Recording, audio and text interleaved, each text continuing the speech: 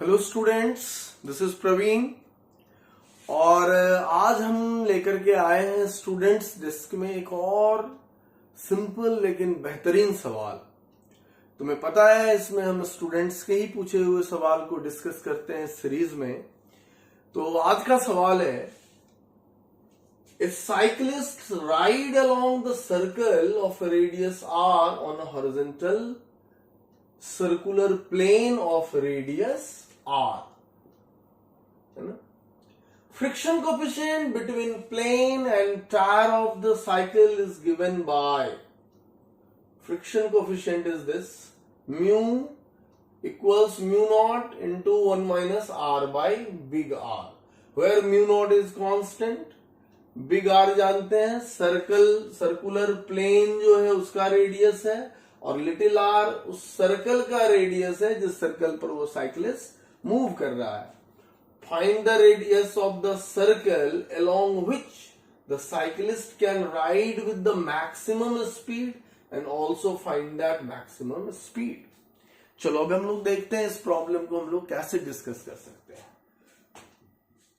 बहुत simple idea पर based है। तुम साइकिलिस्ट का जो मोशन जानते हो हॉरिजॉन्टल सर्कुलर पाथ पर जो होता है उसी पर बेस्ड प्रॉब्लम है, वही कॉन्सेप्ट यूज हो रहा है। बस एक चीज है कि यहां पर फ्रिक्शन कोफिशिएंट रेडियली वैरी कर रहा है।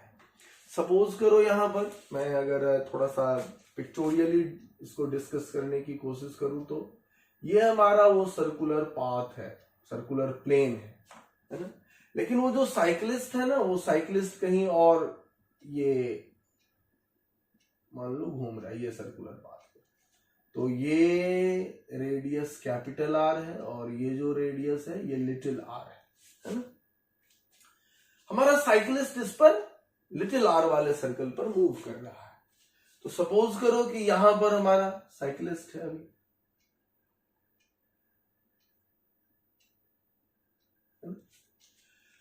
अब यहां पर क्या क्या फोर्सेस लग रहा होगा जरा गौर करो।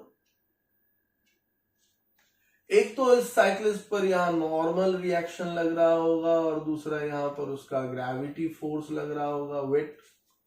और रेडियल डायरेक्शन में अगर वो सर्कुलर पाथ पर जा रहा है तो रेडियल डायरेक्शन में टुवार्ड्स सेंटर एक फोर्स होना चाहिए जो कि centripetal required centripetal acceleration provide करेगा।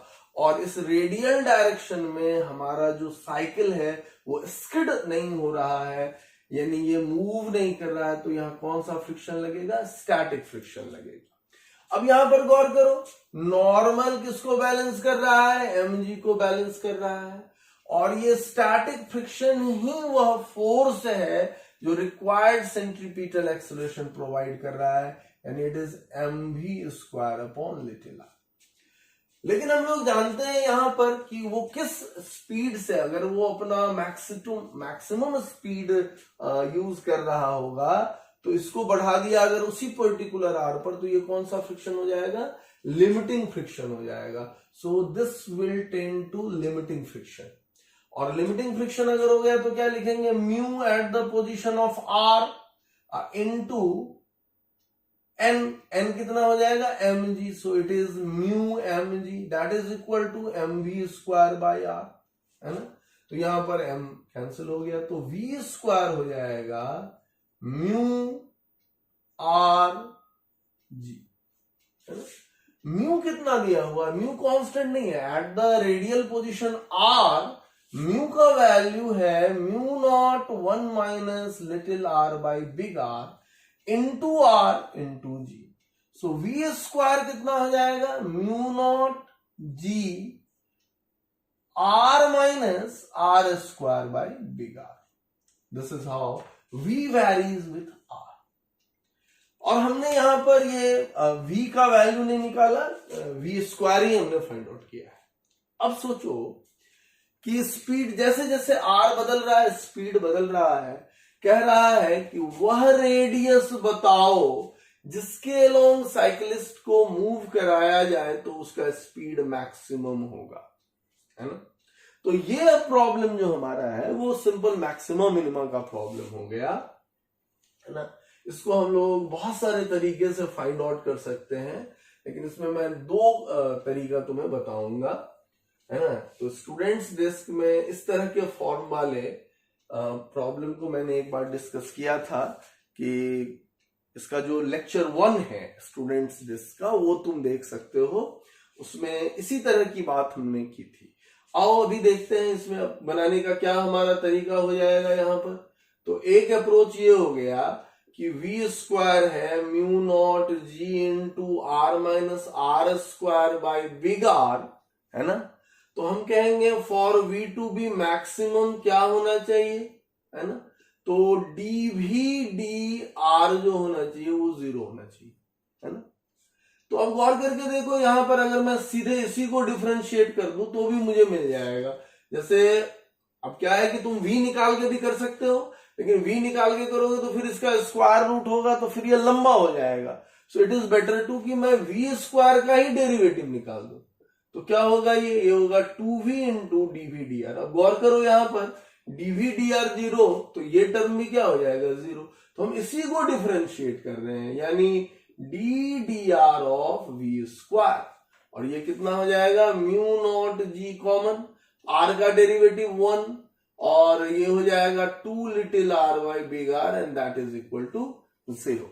अब देखो यहां पर हम ये कह सकते हैं कि ये तो 0 होगा नहीं, तो यही टर्म 0 होगा। So this implies that 1 minus 2r by r equals 0। So you can find out easily r equals r by 2, यानी r equals r by 2 put कर दें, यानी ठीक मिडवे अगर ये चल रहा हो तो उस वक्त जो करस्पॉन्डिंग स्पीड होगा वो क्या होगा, मैक्सिमम होगा। सो एक तो ये पूछ रहा था हमसे कि किस रेडियल डिस्टेंस पर स्पीड मैक्सिमम होगा, तो ये हमको निकल गया कि v will be maximum when little r is r by 2।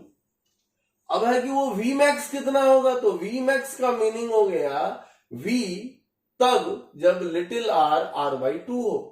तो निकाल लो इसको, तो क्या लिखोगे यहां पर mu naught g r by 2 minus r का स्क्वायर हो गया तो r स्क्वायर बाय 4r, और इसका स्क्वायर रूट हो जाएगा। ये कितना हो जाएगा म्यू नॉट g,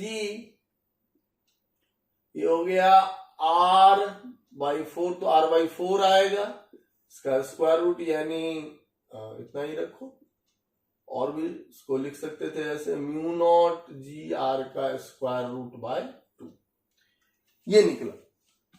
दूसरा जो अप्रोच हम लोग यहां पर कर सकते थे वो था बिल्कुल ग्राफिकल अप्रोच कर सकते थे, है ना।